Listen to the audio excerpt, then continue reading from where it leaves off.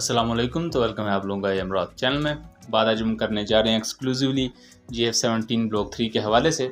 इस बारे में काफ़ी अच्छी खबर है जिसका बेसब्री से काफ़ी अरसे से इंतज़ार भी था दूसरों को, और एक बुरी खबर भी है। उसके अलावा GF-17 ब्लॉक 3 की एक नई तस्वीर पर भी एनालिसिस करते हैं। सबसे पहले टॉपिक की बात करें, पाकिस्तान एरोनॉटिकल कॉम्प्लेक्स की तरफ से सोर्सेज ये दावा करते हैं कि बहुत जल्द PSC कामरा एक एक्सपोर्ट ऑर्डर बड़े पैमाने पर साइन करने जा रही है एक दोस्त कंट्री के साथ।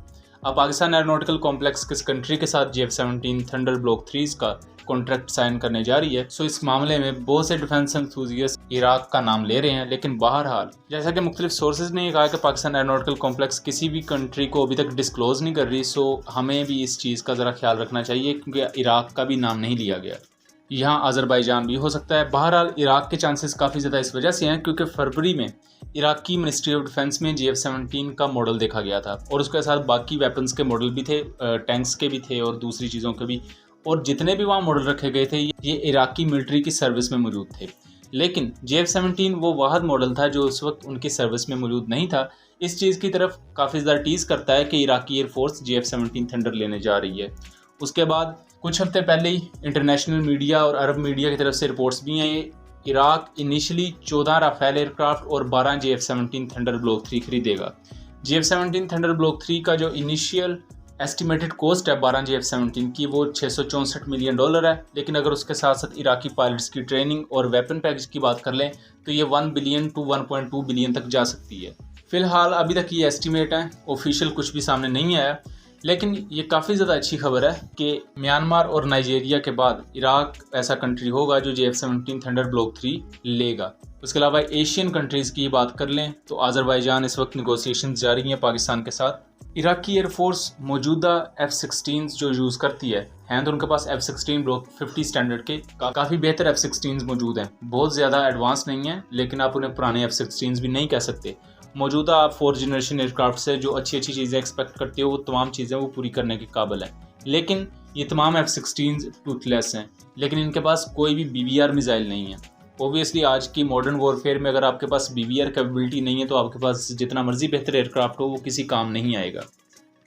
और उसके अलावा ये F-16 बगैर मेंटेनेंस के हैं, यानी कि आप ऐसा कह सकते हैं कि F-16 जो इराक के पास मौजूद है वो ऑलमोस्ट ग्राउंडेड है क्योंकि 2022 के एंड में US ने अपनी मेंटेनेंस टीम्स वापस बुला ली थी और बगदाद एयरबेस जहां ये मौजूद होते हैं ज़्यादातर इनके F-16 वहाँ भी इनके ऑपरेशंस को हाल्ट कर दिया गया था US की तरफ से।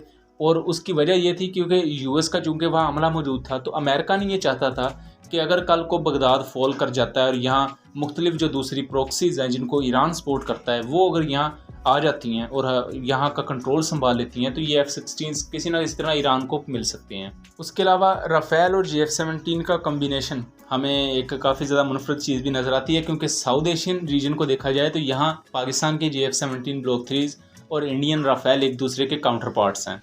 लेकिन दूसरी तरफ इराक में ये दो एयरक्राफ्ट एक दूसरे के साथ मिलकर काम करेंगे। यहाँ Rafale as a high end fighter aircraft के तौर पर जबकि GF-17 as a low end aircraft के तौर पर काम करेगा।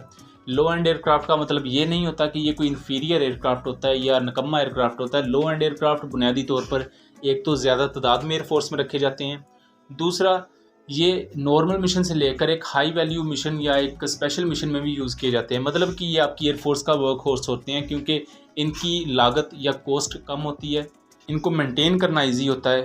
अगर हम इवन राफेल और GF-17 की मेंटेनेंस की बात करें तो राफेल एक बड़ा एयरक्राफ्ट है, ट्विन इंजन है, उसकी मेंटेनेंस में उतना टाइम लगेगा, जबकि GF-17 एक सिंगल इंजन और लाइट वेट एयरक्राफ्ट है। ओबियसली इसकी मेंटेनेंस में काफ़ी कम टाइम लगेगा और आपको वॉर टाइम में या जब आपके पास बहुत ही कम रिटर्न टाइम हो ऑपरेशंस के लिए तो ये काफ़ी ज़्यादा इफेक्टिव हो सकते हैं एज़ कम्पेयर टू बड़े जहाज़ों की निस्बत जैसा कि ट्विन इंजन एयरक्राफ्ट होते हैं। अब आ जाते हैं दूसरे टॉपिक की तरफ। तो अनफॉर्चुनेटली बुरी खबर ये है कि पाकिस्तान एयरफोर्स ने पैरिस एयर शो में जाने से हाथ खींच लिए हैं। हालांकि इससे पहले जितने भी पैरिस एयर शो आए हैं हमने देखे अगर इससे पहले बात की जाए 2015 से लेकर अब तक जो भी पैरिस एयर शो हुए हैं इनमें पाकिस्तान एयरफोर्स ने एक्टिवली पार्टिसिपेट किया है और उनकी वीडियोस भी आपको सोशल मीडिया पर मिल जाएंगी। लेकिन इस दफ़ा इसे कॉल ऑफ कर दिया गया है। काफ़ी ज़्यादा अनफॉर्चुनेट है क्योंकि GF-17 हमेशा से ही शायकीन का मरकज़ रहा है जब भी किसी भी एयर शो में ये गया है। लेकिन उसकी रीज़न फ़ंड्स वगैरह बताई जा रही है जो कि बहुत ज़्यादा अनफॉर्चुनेट है। अगर हम फंड्स की बात कर लें तो जैसा कि इकोनॉमिक रिसेशन पूरी दुनिया में जारी है, इसकी कुछ ताज़ा मिसालें मैं आपको दे दूं तो इसी साल मार्च में अमेरिका ने अपनी एयरफोर्स के लिए जो AGM-183 हाइपरसोनिक मिसाइल वो बना रहे थे, उसके कुछ फेलियर्स की वजह से और फंड्स ना होने की वजह से उस प्रोजेक्ट को कैंसिल कर दिया है। यानी कि यूएस जैसी एयर फोर्सेस भी और यूएस जैसी मिलिट्री भी इन तमाम चीज़ों को फेस कर रही हैं। दूसरी तरफ अगर हम इंडिया की बात करें तो हाल तेजस के MK2 एयरक्राफ्ट के फर्स्ट प्रोटोटाइप में जो डिलेज आ रहे हैं, उसकी एक बड़ी वजह फंड्स का ना होना भी है। सो ये 2 मसाले देने का मकसद ये था कि कोई तनकीद करना नहीं, बल्कि इस चीज़ को समझना कि जो पूरी दुनिया पर इस वक्त जारी है, अगर इंडिया और अमेरिका जैसी बड़ी मिलिट्रीज जिनके फंड्स पर हमें कोई इस तरह का शुबा या शक नहीं होता कि उनके पास कोई बहुत शॉर्ट फंड है, अगर वो इतने बड़े बड़े प्रोजेक्ट्स में डिलेज उनके आ रहे हैं या उन्हें प्रोजेक्ट्स कैंसिल करने पड़ रहे हैं, तो इससे आपको अंदाज़ा हो जाएगा कि मौजूदा जो हालात हैं उसमें पाकिस्तान एयरफोर्स अपने कम वसाइल से किस तरह चीज़ों को आगे लेकर चल रही है। सो उम्मीद करते हैं कि ये कमिटमेंट पेरिस एयर शो में जाने की अगली दफ़ा ज़रूर पूरी होगी और JF-17 को लेकर हमें मज़ीद कामयाबियाँ भी देखने को मिलेंगी। अब आ जाते हैं तीसरे टॉपिक पर, यानी कि इसकी नई तस्वीर पर। तो JF-17 ब्लॉक 3 की एक नई पिक आप यहाँ देख सकते हैं। इसमें आप एक इलेक्ट्रॉनिक वॉरफेयर पोड और दूसरी तरफ एक तकबीर रेंज एक्सटेंशन किट को देख सकते हैं। रिपोर्टेडली ये तकबीर 1 नहीं बल्कि तकबीर 2 बॉम्ब है, जो कि तकरीबन 150 से 200 किलोमीटर की रेंज प्रोवाइड करता है, जबकि तकबीर 1 बॉम्ब की रेंज तकरीबन 100 किलोमीटर के अराउंड थी। जबकि जो इनिशियल तकबीर बॉम्ब का वर्जन बनाया गया था, जिसे 2017 में टेस्ट किया गया था, वो 60 किलोमीटर की रेंज रखता था। ये ग्लाइड बॉम्ब्स होते हैं, जैसा कि आप मिसाइल्स को देखते हैं कि वो खास फासले तक उड़ते हुए अपने टारगेट को तबाह करते हैं। सेम एज ये स्मार्ट बॉम्ब्स बनाए गए थे, ताकि ओल्ड ईरा में जिस कारपेट बॉम्बिंग करनी पड़ती थी या अपने टारगेट के ऊपर जाकर बॉम्ब गिराने पड़ते थे, वैसा नहीं करना पड़ता। इसकी एक खास रेंज है, आप काफ़ी दूर रहकर दुश्मन के डिफेंस सिस्टम से बचते हुए ही अपने बॉम्ब्स को रिलीज़ कर देते हैं। और इसको चूंकि एक दफ़ा टारगेट इसमें फीड कर दिया जाता है, सो ये बॉम्ब खुद ब खुद ही अपने टारगेट को जा टकराते हैं। दूसरा, यहाँ आपको इलेक्ट्रॉनिक वॉरफेयर पोड नज़र आएगी, जिसे पंजनत पोड कहा जाता है। बुनियादी तौर पर ये चाइनीज़ KG-600 और चाइनीज़ KG-700 इलेक्ट्रॉनिक वॉरफेयर या सेल्फ प्रोटेक्शन जैमिंग पोड का ही एक पाकिस्तानी वर्जन है। इसमें पाकिस्तानी इंजीनियर्स ने कुछ अपने तौर पर तब्दीलियाँ की हैं। पाकिस्तान का एक कस्टमाइज्ड वर्जन कह सकते हैं, और पाकिस्तान एयरोनॉटिकल कॉम्प्लेक्स में या एयर वेपन कॉम्प्लेक्स में इसे बनाया जाता है।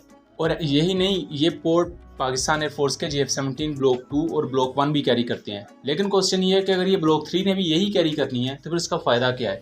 तो JF-17 थंडर ब्लॉक 3 में इलेक्ट्रॉनिक वॉरफेयर स्वीट 2 तरह का है। एक इंटरनल इलेक्ट्रॉनिक वॉरफेयर स्वीट है, जिसका बेसिक काम ये होगा फाइटर एयरक्राफ्ट की अपनी प्रोटेक्शन करना दुश्मन जहाज़ों से या दुश्मन के एयर डिफेंस सिस्टम से। जबकि ये इलेक्ट्रॉनिक वॉरफेयर पोड टोटली अटैक पर्पजेज़ के लिए यूज़ की जाएगी, यानी कि दुश्मन की तरफ से अगर कोई मिसाइल फायर करता है तो फायर किए गए मिसाइल के सीक्रेट्स के साथ छेड़छाड़ करना ताकि उस मिसाइल को अवॉइड किया जा सके, दुश्मन के एयर डिफेंस सिस्टम्स के रडार्स को इंटरफेयर करना, उनके सिग्नल्स के साथ या सिग्नल इंटेलिजेंस का काम करना, इस तरह के रोल ये पोड परफॉर्म करने के काबिल है। सो उम्मीद करता हूँ चीज़ें क्लियर रही होंगी। मिलेंगे अगली वीडियो में, तब तक के लिए अल्लाह हाफिज़।